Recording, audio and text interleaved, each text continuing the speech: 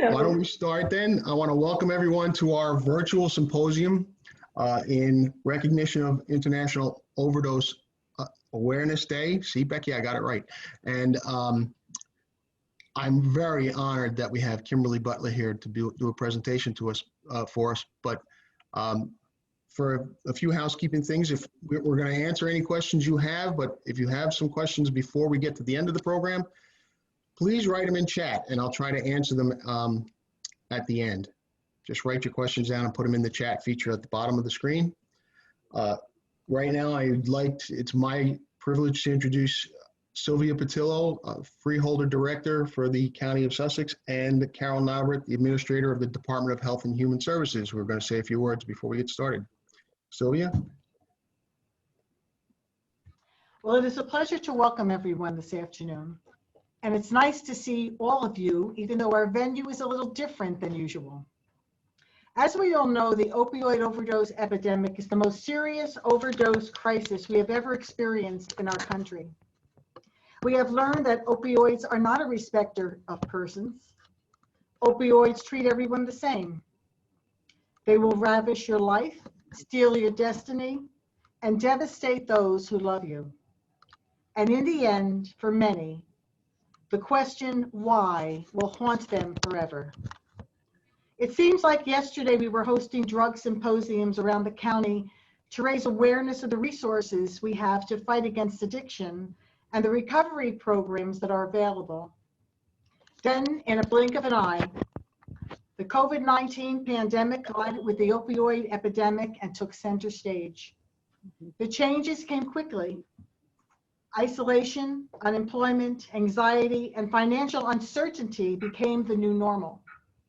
Fear of the unknown triggered hopelessness and depression that led to signs of relapse, a rise in drug use, and an increase in overdoses. I was amazed by how quickly our substance abuse community switched gears and adapted to the situation. However, this is not the first time I have witnessed your determination to find a way where there is no way. It doesn't matter what you are faced with, whether it is a natural disaster or a worldwide pandemic, nothing stops you from bringing a message of hope and recovery to those who need it most. I am still in awe of all you accomplish. And before we begin this wonderful program, I want to thank each and every one of you for your commitment and compassion. Your spirit to fight the opioid overdose epidemic in our county inspires all of us, and our entire community is grateful. Today, our symposium is being presented in recognition of International Opioid Awareness Day, and we are very happy to have with us Kimberly Butler.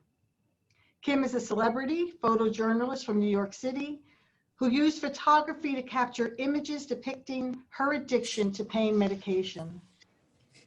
Kim's creative approach gives the viewer a glimpse into opioid dependency and the harrowing impact on the user.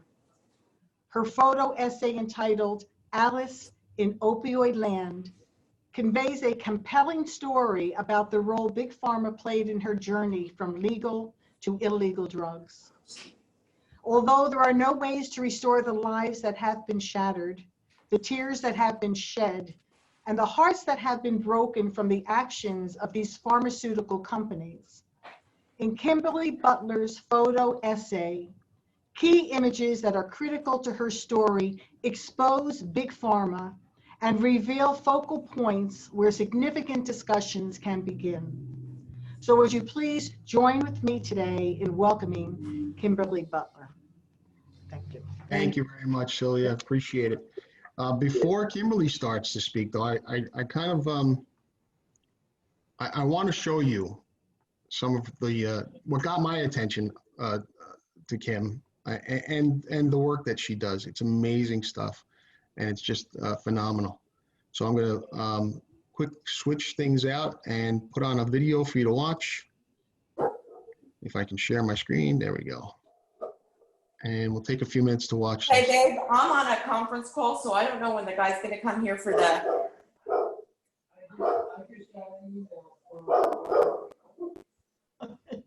There we go. These are amazing.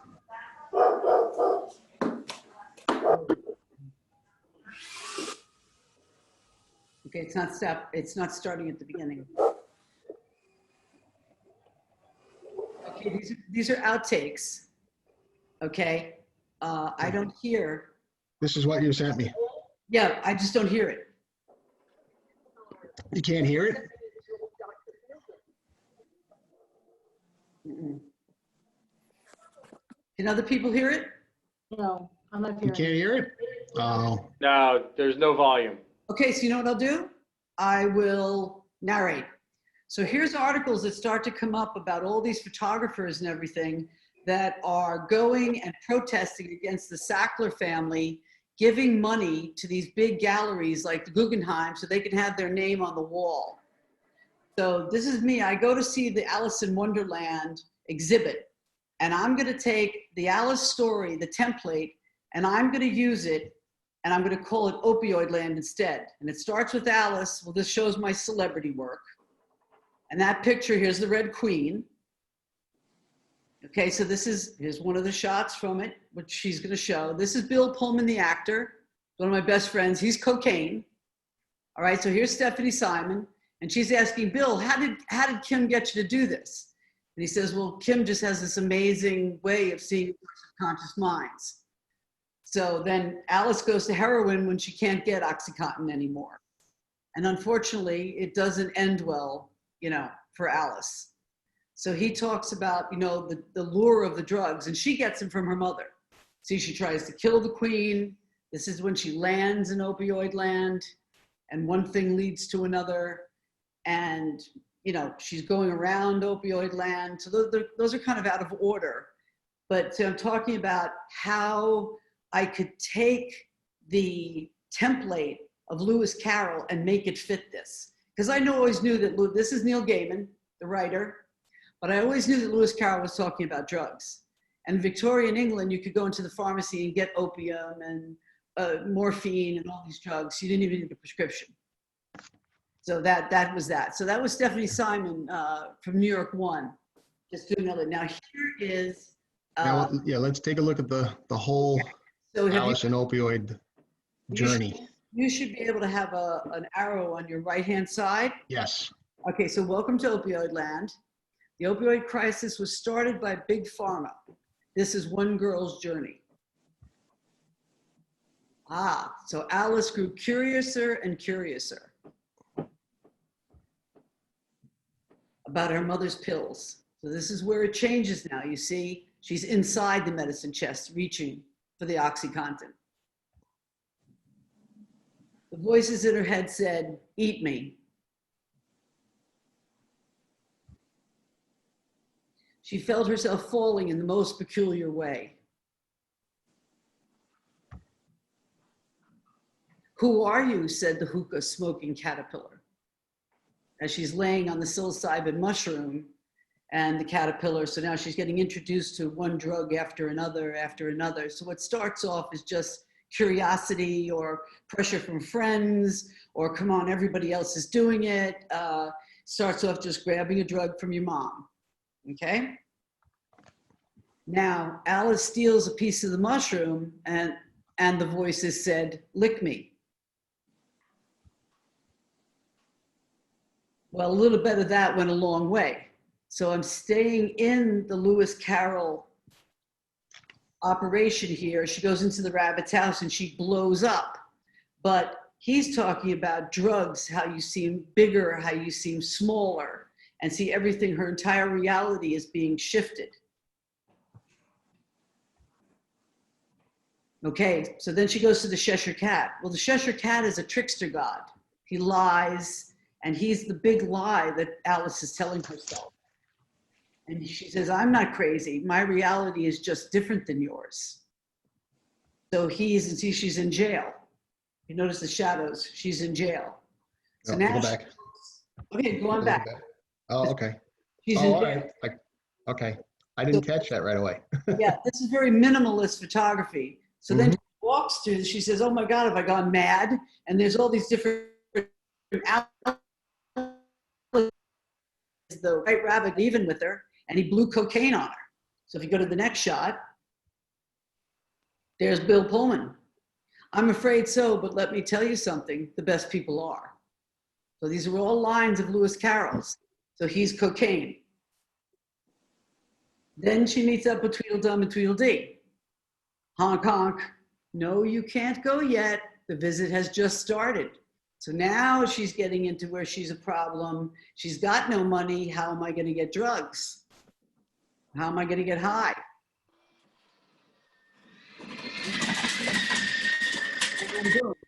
And there is a moral to it, honk, honk. And see, she's got a bottle of alcohol. Drink me. So she's just sliding.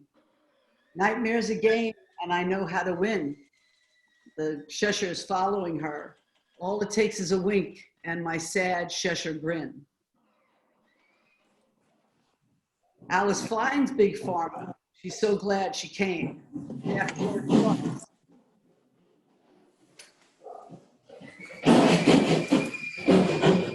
Is off her head. The museums are ruining my name, removing my name. I donated millions to the arts. So the Sacklers went crazy because they're chipping all their names off the, the walls of the museums. So she's ripping the Guggenheim in half because she's insane over this. But this family went and had their salesmen and their scientists make this highly addictive. Weren't telling the doctors how strong it was. The doctors were involved in pushing it, and definitely the salesman. So what starts is something that's really great if you're in a lot of pain, like I was when I had my hands operated on. All of a sudden, you're an addict and you don't know it. And this family knew it, and they plowed everybody with drugs anyway. They're evil. Go ahead. Hey. So Alice kills the queen, because the queen wants to kill everybody.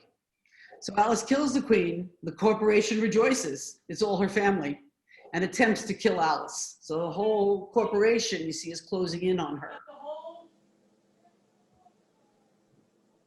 Now she's in the streets. I give myself some very good advice, but I seldom ever follow it. So now she's in the street and she's begging for money. And what they do, a lot of junkies, is they turn to heroin. And that's where a lot of the overdoses come from, because heroin, you can get a $5 or $10 bag, but the OxyContin now is $100 a pill on the street. And this is it. She's just totally, totally engrossed and gone. She has no control. Society quickly forgets all about the hundreds of thousands of deaths from OxyContin and allows the sack of shit family to display art once more. The family calls this piece, read the warning labels. So Alice becomes art. And of course, she's dead. And so many times we find people in the bathroom where they've shot up, so many times. Mm-hmm. So that's the way I ended it, because I wanted to draw in teenagers. And then, I did New York State and, I wanted to draw in teenagers to the color, and isn't this fun? She's grabbing the pills. Oh, this is so funny. Look at the. And then all of a sudden at the end, it's like, bam. Because we've all seen that person in the alley begging for money. We've all seen that. But this is a very dangerous, dangerous game that's being played. And I've had personal things with myself with operations. And then I've watched a doctor in Charleston try to addict my daughter. Wow. I was standing there when it happened. So first off, that's a very powerful spread. The photo shoot spread. It's very powerful the way you depict it and how you put it together. It just really captures the whole pharmaceutical connection to the opioid crisis. Can you just tell us? You told us a little bit about what happened to you and what brought you about making that spread. Could you just give us a little bit more information? Because what you said during your interview on television was very powerful and very captivating. So I wanted to share some of that with us. Okay, so what had happened is, see, I had this finger. okay? See, this finger, they used to think it was just some kind of like, they called it a Pope's hand, and they thought it was an Irish thing, but it's actually a Viking finger. And it's doing what it's for thousands of years normally does. This one was the first one. So the doctor operated on it, and I mean, he was doing all sorts of terrible things. I mean, he was like trying to force it back while the sutures were still inside. And he took the sutures out, he's pushing it back and pushing it back. And then I developed complex pain syndrome. And my hand was just in so much pain. And I was just going crazy with the pain. So he says, I don't know what else to do. I'm going to send you to a pain specialist, which is basically a dealer, Dr. Feelgood. And he puts me on OxyContin, Percocet, and something else with a G that's like a nerve, goes right to the nerve to try to help to stop it.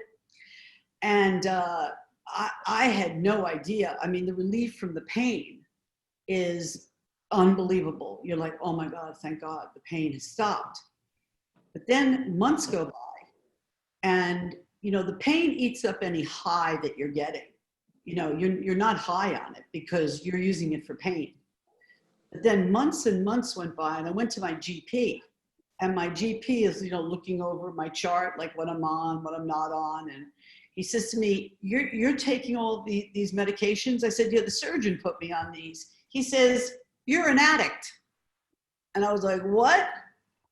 And I adore him. So I wasn't like, no, there's no such thing. He says, yeah, these are very potent medications. And I was going through some other stuff physically. And he said, this is making all your other stuff worse. On top of that, he says, so I'm going to wean you off these medications. And I was totally cooperative and just did what he told me to do. So if it was 6 a day, it went down to 5 a day for like a month. Then it went down to 4 days for like a month. It was very slow, very, very slow. And then all of a sudden, these other artists, these great photographers, and these people started to attack these museums. And I had seen a couple of movies about Big Pharma and watching some documentaries. And I said, these are evil people. They find something, a cure or something to help with the pain, and God bless them, that's great. But then they've got like 17-year patents on them, which they justify with the cost of the research. But then they're deliberately, like with the tobacco company with R.J. Reynolds, if you all remember that, they put the accelerants in the cigarettes, and so it broke the blood-brain barrier. And it's like they know what they're doing and they're addicting you. And when that hit me, I was just like, okay, this is where now it's time to do something that I can do. I see all the other artists were getting arrested at like the Guggenheim. I said, let me do this, and let me do Lewis Carroll and figure out a way, the primary pieces and how to fit those together. So that was difficult, making it all work. Well, you made it work, because when I saw it, I was blown away. I said, yeah, this is an amazing. And the day I saw it on the news was the day I emailed you. Yes. That I really wanted to hear more of your story. It's just a fascinating story. And I really do appreciate you coming on and sharing it with us, and sharing your gallery photos and all the other things that you shared today. Everybody else, I want to let you know that Kimberly has a website, KimberlyButler.com. So make sure, if you'd like to check out some more of her work, because she's got some fascinating stuff on there. I've been checking out a lot of your galleries since we got introduced. She also has an Instagram page at KimberlyButler.com. I'm sorry, at Kimberly Photo Butler. Oh, I'll get it right. Give me one more time. At Kimberly Butler Photo is her Instagram page, and she's got a YouTube channel, Kimberly Butler. Also, yeah, I'm trying to build up followers for, so that I need, because I'm doing my memoirs. Okay. If you look at page, if you look on my my website, which is interesting for the rest of you guys, I traveled during the 90s when the Soviets collapsed. I went into Russia and did all this work with everyone that was making Aliyah to Israel. Oh, And wow. so I spent my time in refugee camps and then in Jordan with all the Syrian refugees. So I Okay. did all that, and I did the celebrity shoots to fund that. So it's a very interesting combination of a lot of things that I've done, but it's always Fascinating. been about people. That's been Yeah, my thing. yeah. It is. It's fascinating. I was checking it out a little bit after I got the information. Again, thank you very much. We're gonna save questions for the end. So right now, I'm going to introduce our county prosecutor, Francis Koch, who's going to talk about what we're doing a little bit in the county for reach out program. Francis, it's all yours. Thank you, Nick. Thank you, Freeholder Patillo and Kim and all the other presenters that are here today. Kim, listening to your story, you were sort of saved with some of the problems that many of our individuals with substance use disorders have because your general practitioner opened your eyes to the potential of the addiction. There you go. And one thing that we have all learned, all of us that are going to be presenting today, what's going on is the vast majority of the people that have a substance use disorder with regard to opioids all started with a valid prescription. And then it went on to an illegal drug. And that's what we are trying to correct. And in fact, I think Sussex County really since about 2013 has been on the forefront with a multitude of different programs that I think Becky and Anna Marie and others will be addressing. And Nick, the one issue that I was asked to talk about was Operation Helping Hand. And I want to lead a little bit into that. Back in January and the first few days of February this year, Sussex County, despite all the work we were doing, had a rash of overdose and suspected overdose deaths. We had 11 in a very short period of time, which I did a press release on it. And the purpose of the press release was sort of multi reasons. One was to let people know with regard to, again, re-emphasize the dangers and talk about the programs that we have in Sussex County. But secondly, to put people with substance use disorders on notice that we probably had a batch of heroin that was going around that probably had a high percentage of fentanyl in it. Oh, yeah. Again, it was very early in the procedure or in the testing and what was going on, but that's what we believed. And of those 11 individuals that suffered an overdose death, which each an individual is a tragedy, 9 of those had at least some fentanyl in their system. So that's what we had been addressing. And in Sussex County to have 11 in basically a 1-month period was just an exceptional high. In fact, prior to that, the year before, the highest month total was 6 of any individual month. In the month of January, the year before, was only 4. So again, getting together with actually Becky Carlson, Anna Marie, the Chiefs Association, we all started talking about what's going on. And to this point in 2020, we now have approximately 123 overdoses and 23 that led to death so far this year. So those are the reasons for the press release and trying to get that information out. So a little bit about Operation Helping Hand and what we were doing with that. Operation Helping Hand really grew out of Bergen County. It started, I believe, in 2017, where they were taking drug arrests for possession, simple possession cases, but then having periods of time where they would have counselors and resources, information to be able to bring people back immediately upon arrest to be able to hook them up and try to get that information together. In 2018, Sussex County joined Morris County, Bergen County, and Passaic County in one program, and Union County did theirs as well, where for, I think it was a 2-week program where we had counselors from Sussex County available so that if we had people arrested, we could immediately bring them those resources. In 2018, Sussex County applied for an Operation Helping Hand grant so that we could bring it to Sussex County. But Sussex County generally doesn't have large open air markets or concentrated sale locations. So we had to kind of amend the program to meet Sussex County's needs. And our first program with Operation Helping Hand, or our first approach, dealt with law enforcement officers, the county prosecutor's office, coming up with lists of individuals that had maybe recently been administered Narcan and had been saved from an overdose, or people that were involved in low-level crimes, property crimes, but led us to believe they may have a substance use disorder. And once we had those lists together, what we did was we paired a law enforcement officer and a recovery coach to go door to door, knocking on addresses of people that we thought may have a substance use disorder. And some we met with the individuals, some we met with family members, but we were able to pair them up. You know, and I think it was George Carlin, and actually I think President Reagan both said it, that some of the scariest words when a person knocks on your door is, "I'm here from the government and I'm here to help you." But that's really what it was.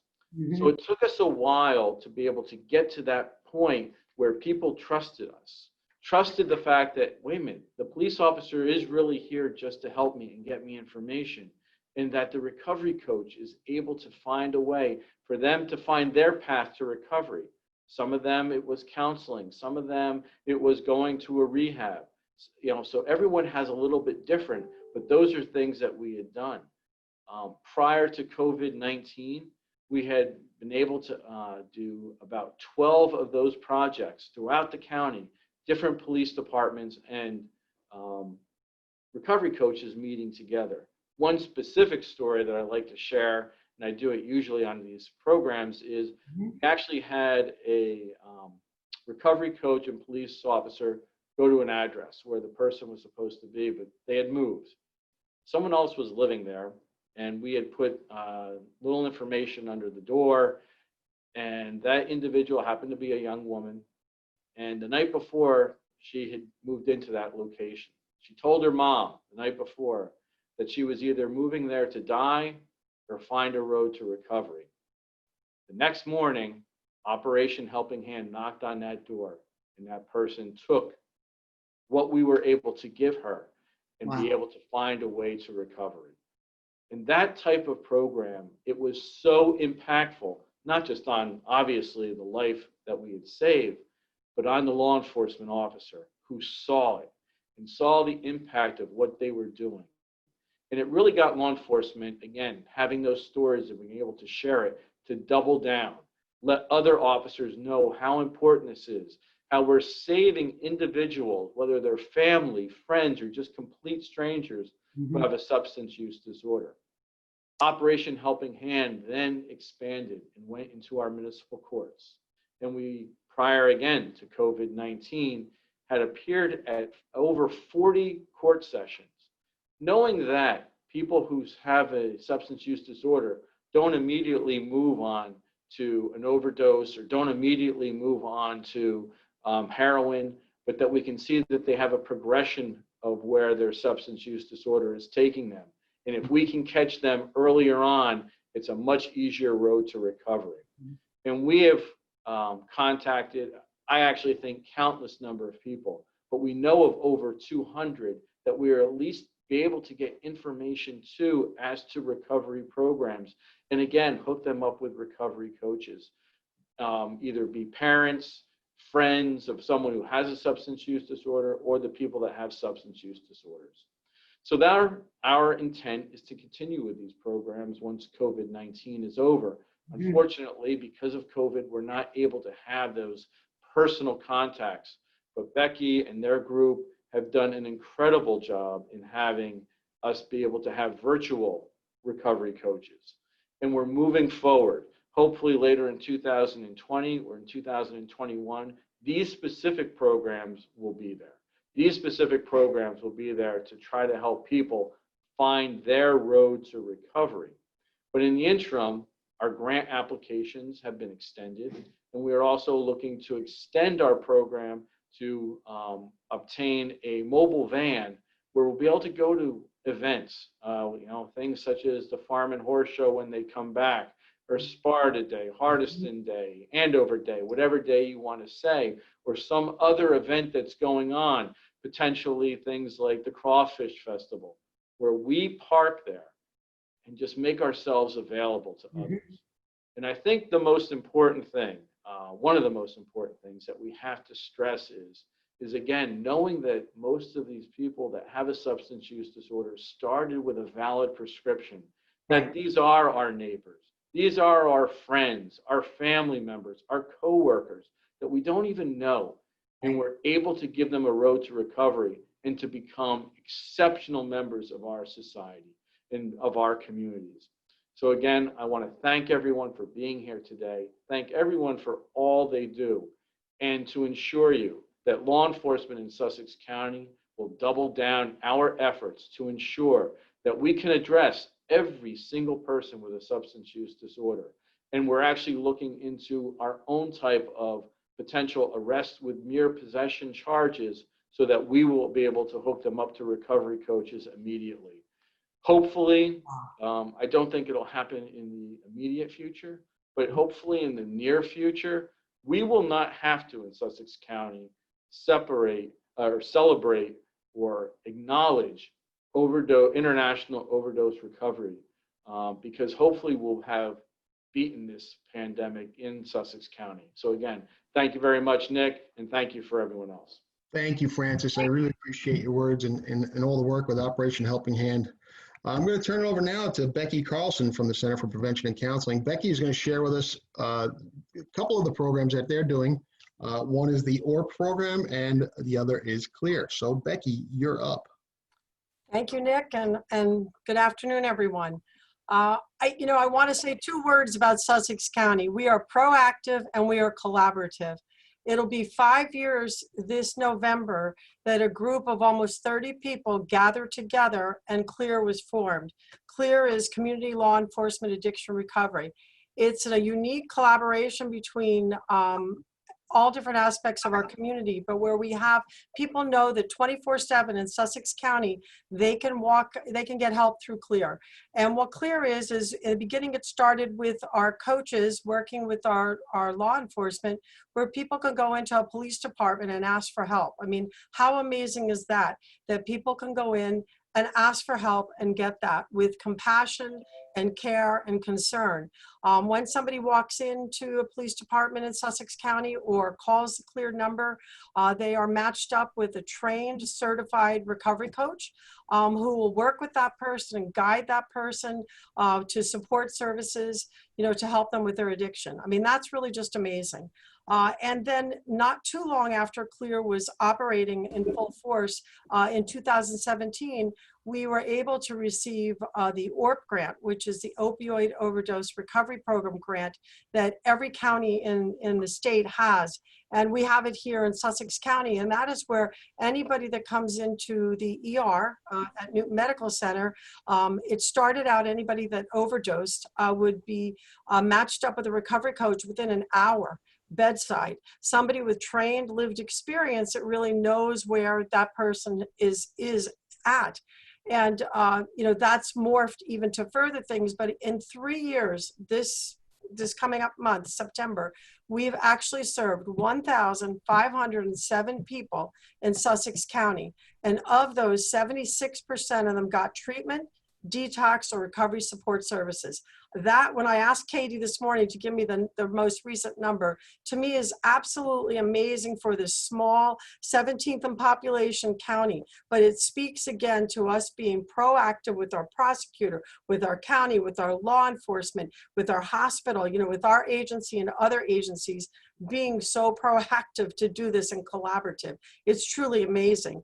And then, as Francis mentioned, last year, Operation Helping Hand, again, utilizing our CLEAR coaches, trained, certified people with lived experience, are going door to door, going to the court. And it's interesting, at a CLEAR meeting last year, a police officer from one of the communities said in the public meeting, when I heard about Operation Helping Hand, I thought, this isn't going to work. And he said, I'm amazed. He was out there the first time they went door to door in his community. And he said, I was amazed at the interaction we had with people, and that people, really took the services and got help. So that's really speaks to the change in the last couple of years that we've had in our community and we've had with law enforcement. and people in recovery.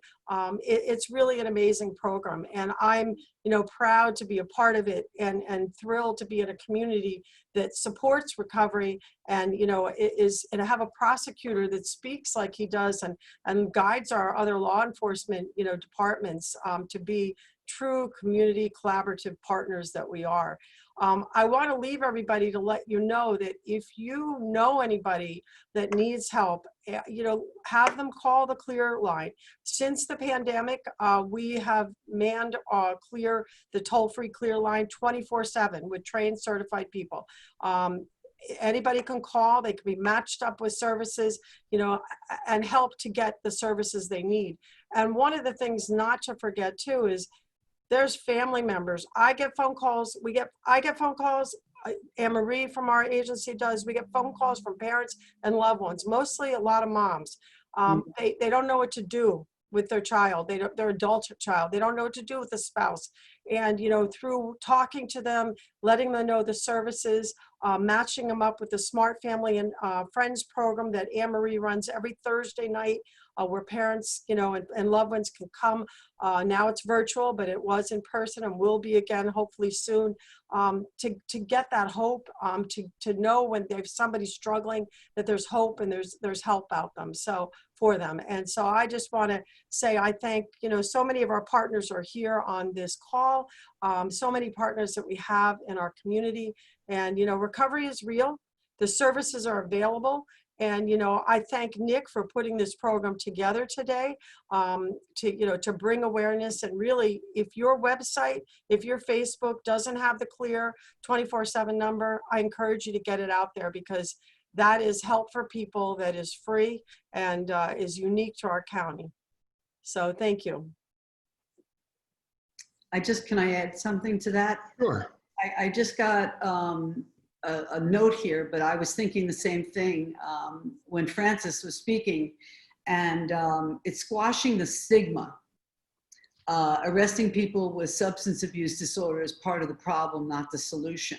And when he was speaking, it was so wonderful that, this person is sick and they've been deliberately duped, and they write a prescription. It's a doctor. They know what they're doing.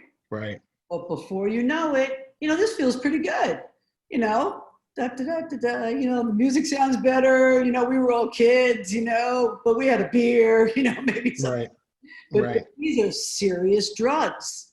So I totally agree. From squashing the stigma, yes, it isn't. That's why I went public with my art, and to erase that shame. There is no shame. The shame is on the pharmaceutical company, and the shame is on the doctors, because they know exactly what they're doing. And through the work of the prosecutor's office and the police departments and the Center for Prevention with the CLEAR program, they are squashing the stigma, and we're seeing more people getting help rather than getting arrested. And now we're seeing social justice reforms with the laws regarding possession of specifically marijuana recently, and that changes from the criminal justice background or a part of it into a more of a social justice form of it, to get the people the help they need. But treatment for substance use disorder is one thing. Getting people to recovery supports is important as well. But without the next presenter, Tina Alley, without the work that she does, and in cooperation with what I do for the Municipal Alliance program, presenting prevention programming is a very key ingredient to reducing the number of overdose deaths anywhere. And if you don't have enough prevention, if you don't have prevention and the money that we need to do our prevention programming, we're not going to have enough treatment and enough recovery supports for the people that are going to need it. And it's important that we include prevention in any kind of discussion about substance use disorder. So I'm going to turn it over to Tina so she can talk about some of the programs that we do in the county. But before I do, I just want to mention, as the coordinator of the Municipal Alliance program, obviously I work very closely with the Center for Prevention and Counseling. I work very closely with a lot of the schools and all the communities in Sussex County. And with our Alliance plan, we present almost 100 programs per year, all through the county, aimed at prevention, geared toward, keeping people away from getting hooked up in this terrible lifestyle. But I wanted to mention that before I turn it over to Tina and let Tina talk a little bit more about some of the programs specifically that are available. Go ahead, Tina. Thanks, Nick, and thanks, Kimberly, for sharing your story with us today. You're welcome. So at CFPC, we have certified prevention staff that offer evidence-based prevention programs, initiatives, and services to reduce substance use and promote health for a variety of populations, including our schools, businesses, our community members at large, youth, parents, coaches, and even our older adult population. Our prevention work is primarily funded by federal, state, and local entities, including our local Sussex County municipal alliances. So we do appreciate and value the partnership that we have with all of the alliances in the county, Nick. We also have two prevention coalitions, the Coalition for Healthy and Safe Communities, which this year is celebrating its 20th anniversary, and the Vernon Coalition, which is celebrating its 10th year in existence. Both coalitions meet monthly, have engaged stakeholders, and are very active within our communities in an effort to reduce substance use. So I just want to take a minute to look at the big picture of prevention. Programs and initiatives and both coalitions address issues by looking upstream. And for those of you that have ever taken a journalism class in high school or even in college, you'll recognize the 4 W's that we address. Upstream prevention efforts focus on understanding the who, the what, the when, and why of substance use, and addressing the root cause. It's about preventing use from occurring in the first place. We focus on strengthening protective factors within an individual or community to decrease the likelihood that a person or a community will struggle with addiction.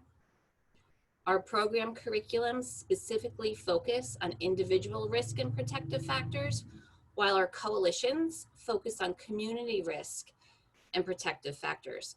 Our coalitions are really the backbone to all the prevention work that we do, because they establish policies which are needed within our prevention efforts. We can educate, we can talk, we can provide seminars and curriculum, but we really need those policies that support environmental changes. And one of those policies that I can share with you is Narcan being in high schools. There's a policy now that every high school needs to have a Narcan kit on site at all times. There's also the education and the policy that was put into place for all student athletes. We know that student athletes are at higher risk for addiction and due to their injury and potential for diversion. There's now mandated education for all of our student athletes and their parents. So those are policies that we worked really hard on a statewide level to get in place, and we promote those and help our schools meet those needs. So information is power. Our curriculums, our initiatives educate adults and youth about the importance of delaying substance use until the brain is matured, which is crucial for healthy development. Prevention specialists teach parents and youth skills to help them cope with stress and express their emotions in a healthy way. I can talk to you for hours about all the prevention programs that we offer. It's a multitude of programs and initiatives that specifically address underage drinking, marijuana, and vaping. But we receive specific funding to address prescription drug misuse due to the opioid epidemic. So by no means am I minimizing the importance of addressing those other substances, but just for our purposes this afternoon, I'll share a little bit about some of this specific programs that we have that we are able to offer virtually that addresses non-medical use of prescription drugs among the various populations. So alternative approaches to pain management among older adults, that is a DeMoss funded program that we are able to offer to community members over the age of 55. We also have Tackling Opioids Through Prevention for Athletes, which is our top grant. This is for middle school and high school athletes. And again, this is to reduce the potential for addiction and diversion. We know that student athletes are more at risk for injury, therefore more at risk for addiction. So that's a specific initiative that we're able to promote here in our county. Through the municipal alliances, the various municipal alliances, we are able to provide Understanding Peer RX, which is a 8-week prevention program that we typically do for all 8th grades and all 8th graders and all 9th graders in certain high schools and middle schools in our county.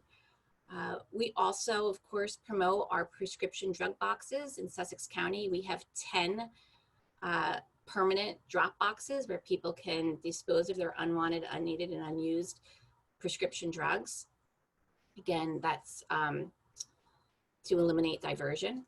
We also promote the DEA National Take Back Days, which are done twice a year, April and October. And while April was canceled due to the pandemic, October is scheduled to still happen. So we will be promoting that next month. We also partake in town hall meetings addressing opioid use. And on September 30th, we are hosting a countywide town hall meeting, which some of us on this call are involved in. We provide pharmacy trainings twice a year to our pharmacists. And we also participate in Knockout Opioid Abuse Day, which is done throughout the entire county, often working in conjunction with our municipal alliances and our police departments. And that's simply a day to raise awareness about the addictive nature of these prescription medications. If you want to learn more about our prevention programs or want to become involved in either one of the coalitions, which is where you'll learn how to become involved with these other initiatives, you can check us out on the website, centerforprevention.org, or social media. You can also just shoot me an email at tina@centerforprevention.org. That's great. That's great. Thank I'm you. so impressed with everybody. It's really Thank you. amazing. You get them in middle school right before it becomes so cool to do drugs and so cool at the party. You've got them. You've got them. You can stop to it. And everyone that I've heard from has so much heart. These kids, it's so gratifying to see. Well, we're not done yet, Kim. We have one more presenter, and well, actually, there's two. I have a presentation after this one, but coming up next is somebody who's going to tell us about the recovery supports programs that we have in the county and some of the amazing work that they're doing to help people and families who are caught up in the addiction issue. So Anne Marie Schaefer has been the coordinator of the recovery supports program since its beginning, right, Anne Marie? Yes. All right. Well, tell us a little bit more about what you're doing.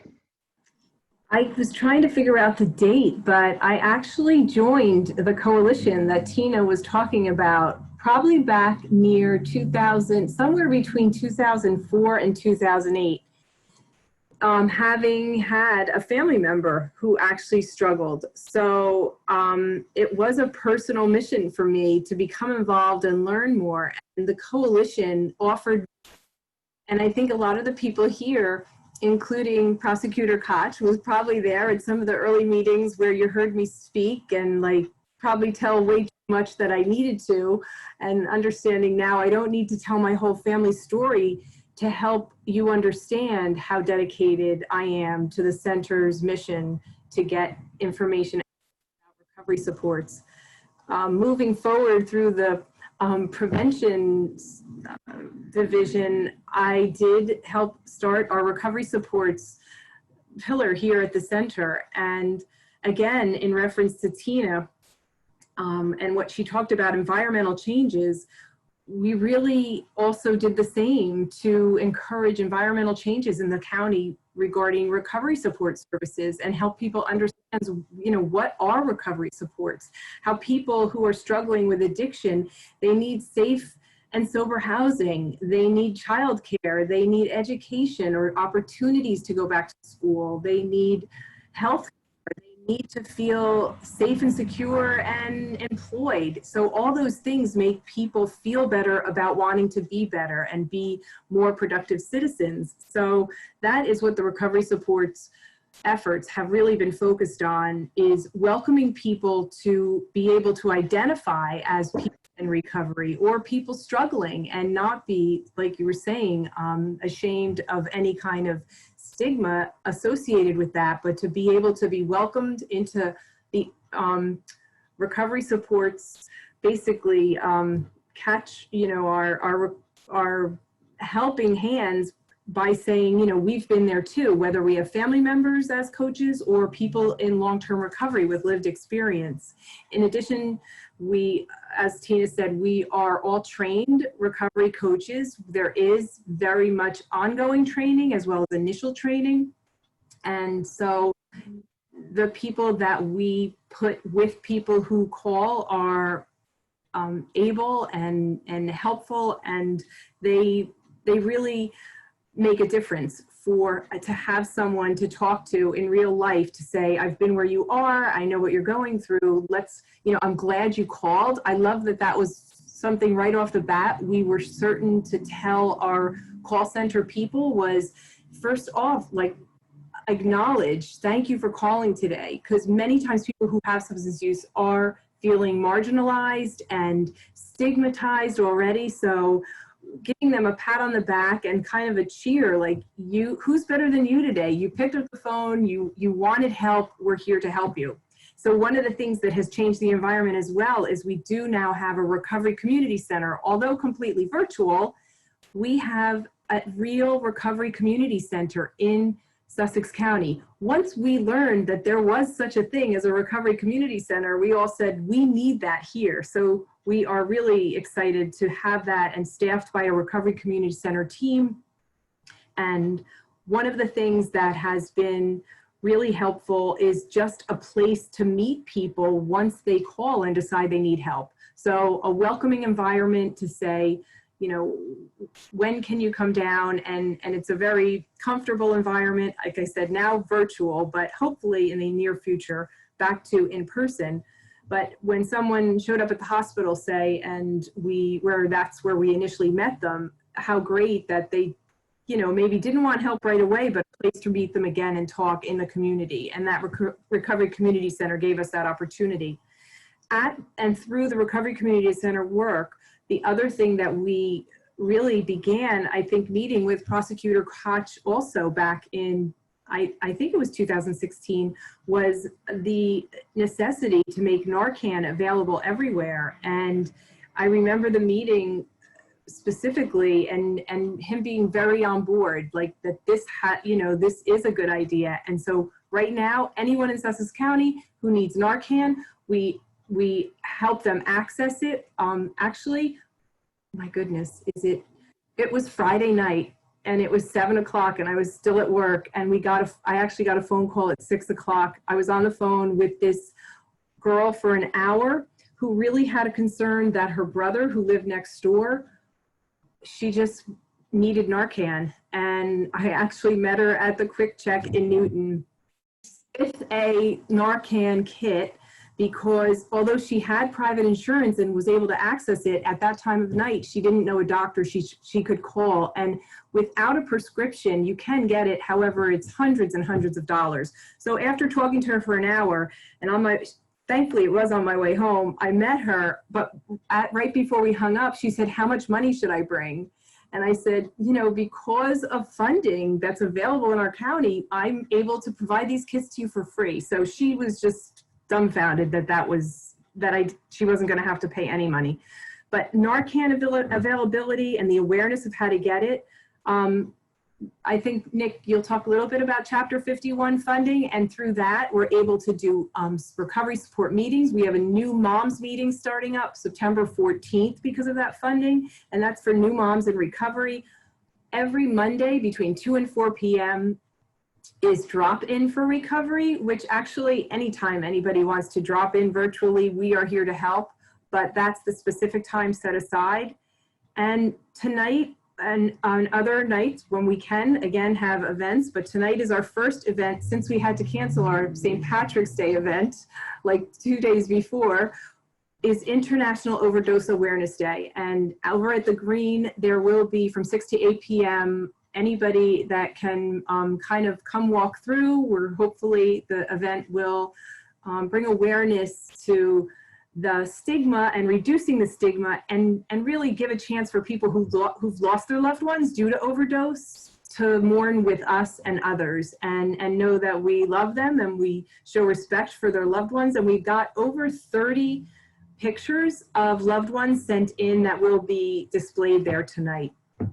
Just to close that, we're very, very active online at CFPCNJ, at Sussex County Recovery, and all of our information on Facebook and Instagram is continually updated. So through our website, our Facebook pages, just calling the Clear line, we really make ourselves available. And I'm actually very proud to be part of the agency. And thank you for putting this on, Nick.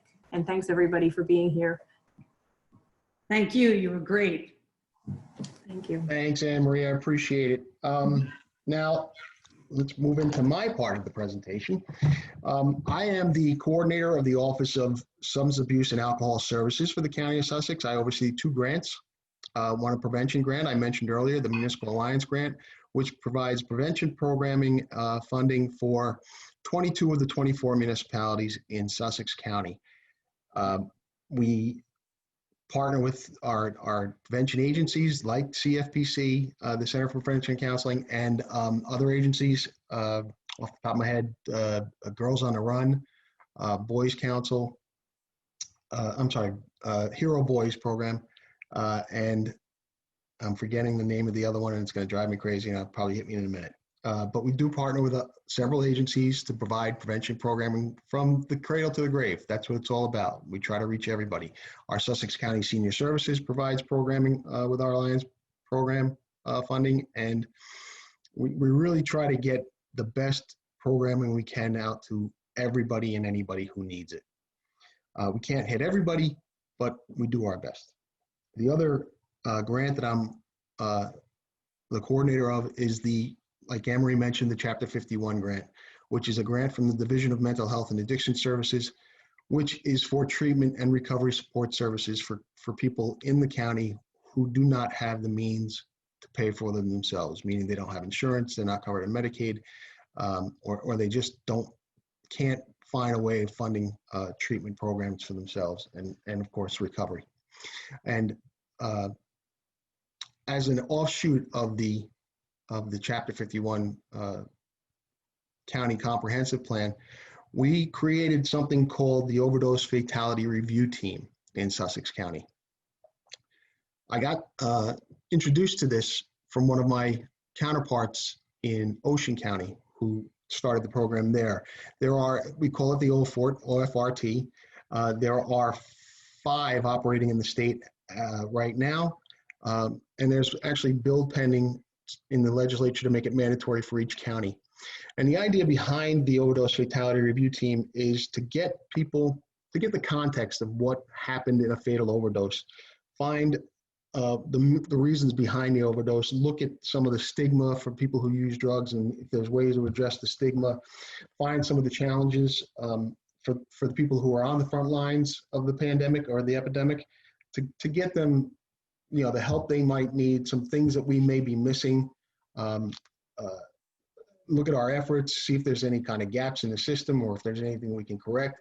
And the best example of an outcome from one of the other overdose fatality review teams in Philadelphia, this occurred. I love telling this story.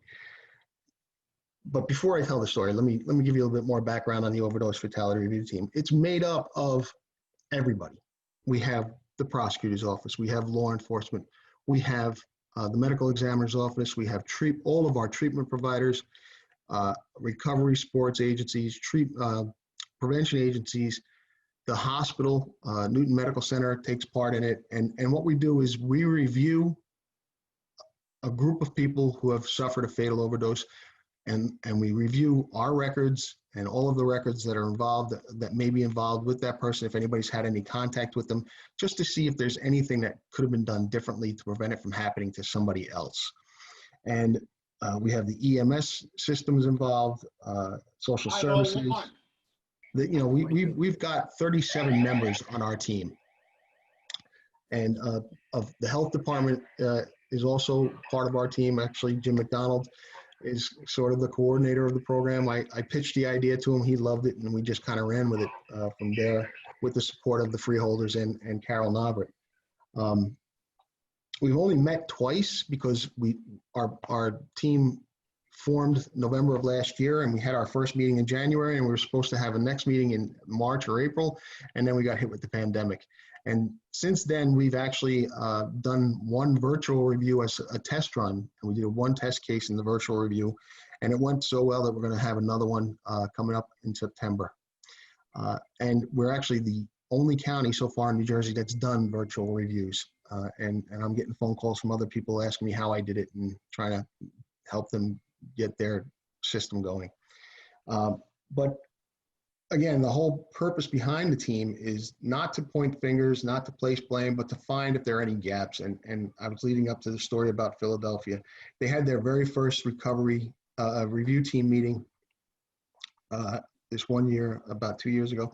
And they were reviewing a case where the fire department EMS responded to what was told to them was a cardiac arrest call. And they followed all the protocols for a cardiac arrest victim. They did everything they could, and the person still passed. And in the autopsy, they found that the person died of a drug overdose, of an opiate overdose. And they were asked, the EMS was asked, why didn't you give them Narcan?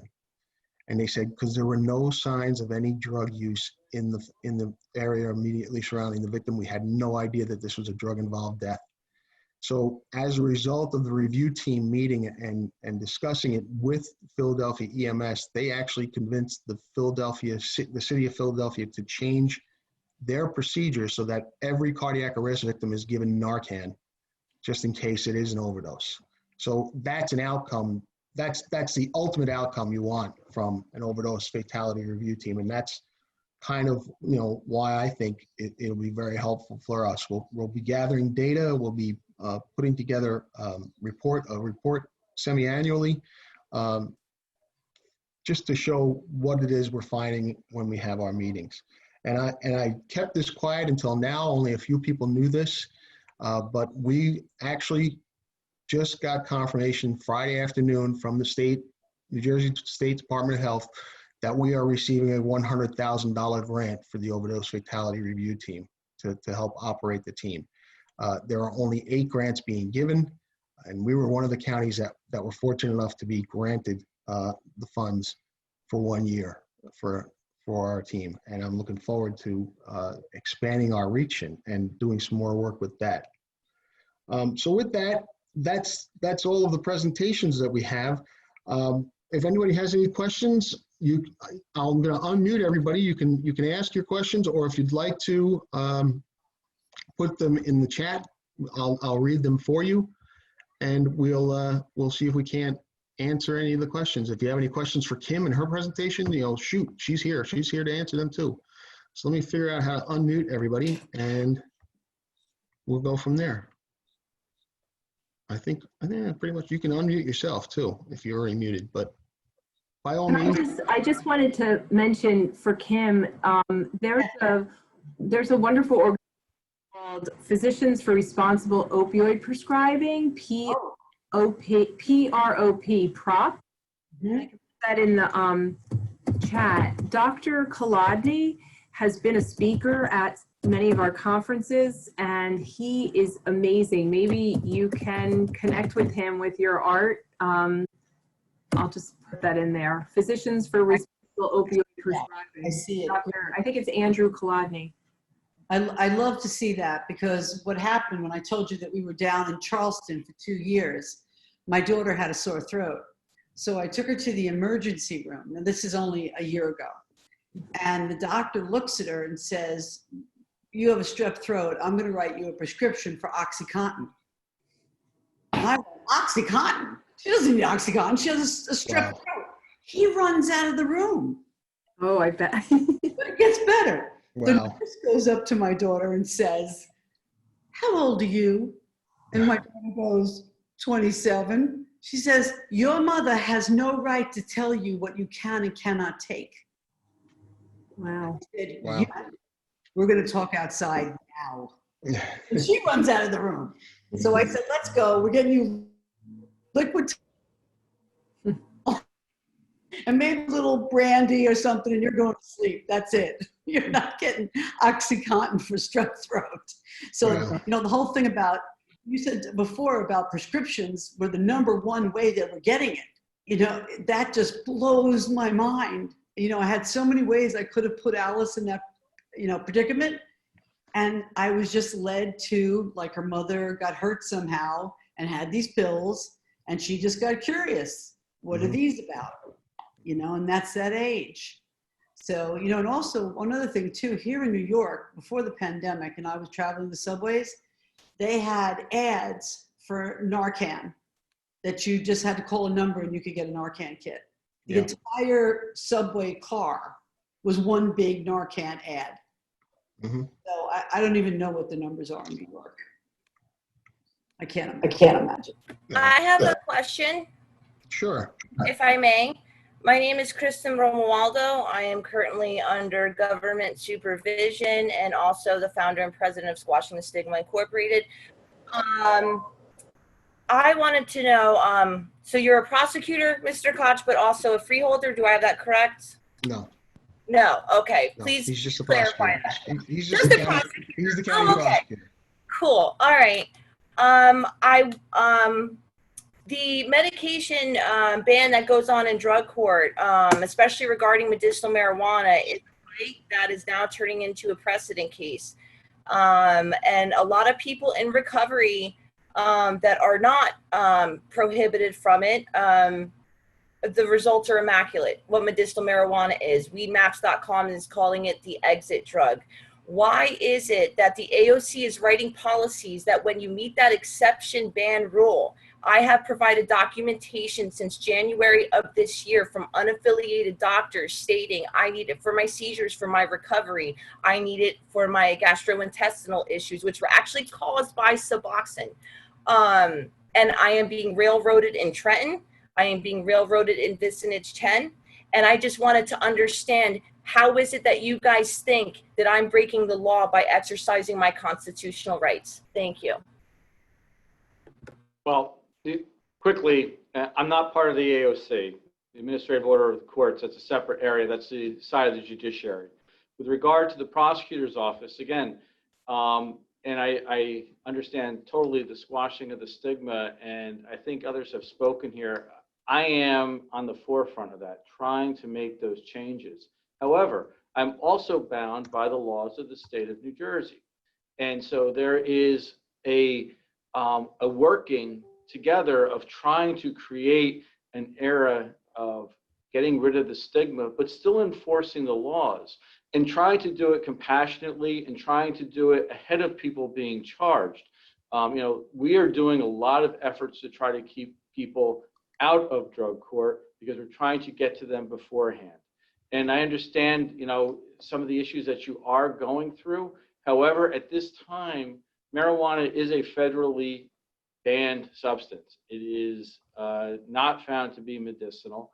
And as a county prosecutor, we are bound by the laws that are on the books. Now, there are changes being proposed with regards to making it a non-criminal act and trying to move those things forward. So I truly appreciate your efforts. I'm glad that you're on here because it is only through discussion and getting information from everyone.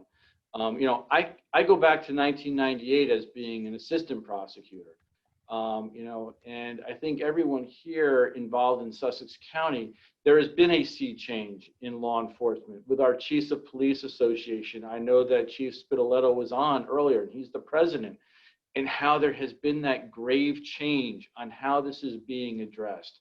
Do we have steps to go forward and places to move? Yes, we do.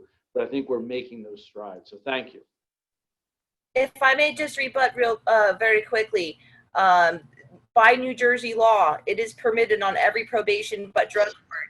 And again, I just have to reiterate it. I will be taking it up with the Department of Health of New Jersey. They have it as an MAT adjunct, and that needs to change as well. But there's also the Jay Connick Act as well as the AOC policy. Unfortunately, I've been pushed to a point where I may be going public with this very soon, which is not my style. It's not my thing. So I'm not happy about that, but whatever it takes, because my friends are dying, and I consider what the government is doing in New Jersey generational genocide. And I know you guys are working hard, but I mean, as far as what our options are in this program, it is horrifyingly inhumane. Not all of it, specifically the drug court stringent new rules of January 3rd this year. Other than that, though, you guys are all rock stars, and I look up to you. Just wanted to make that clear. Thank you. Thank you. Okay, does anybody have any other questions? If not, then Sylvia, did you have any? I have Sylvia, a question, Carol? Kim. I just want to ask, have you been able to get into the schools virtually in any way to bring your program and your photo essay? No, but I'd like to do that. I think that it would be a great help. And actually, Anna is the young girl who played Alice for me. And her mom wanted me to go into her school. But then, of course, the pandemic took over. Because I think you get them, you know, you get them 12, 13, you're pushing it there. You know, I remember being of that age, and the curiosity and all that stuff starts. If you can get them, you know, and show them something like that, and then tell about the experience, you could drive it home very quickly, you know, because they're seeing junkies on the street. They're seeing people like that. And so, yes, I mean, I would be very interested in doing that if it could, you know, save lives or change. We could find a way to make that happen. I'm sorry? That would be excellent. If we could find a way to make that happen, you would be interested. Yes, That would absolutely. be excellent. Your work. Yeah, amazing, just and call, it's just call eye-catching. me or go through my website, and then I get an email. I'd be happy Thank to. you. And I'll say she responds very quickly. I had my show. I was on Good Day New York. It was I what was emailed so her the day funny. she was on TV, and that afternoon we were on the phone with each other. It's amazing. I was What was funny about that blown away is by that that. Bill Pullman was asleep in LA, and the producer's going, "Have you heard from Bill? He's not answering."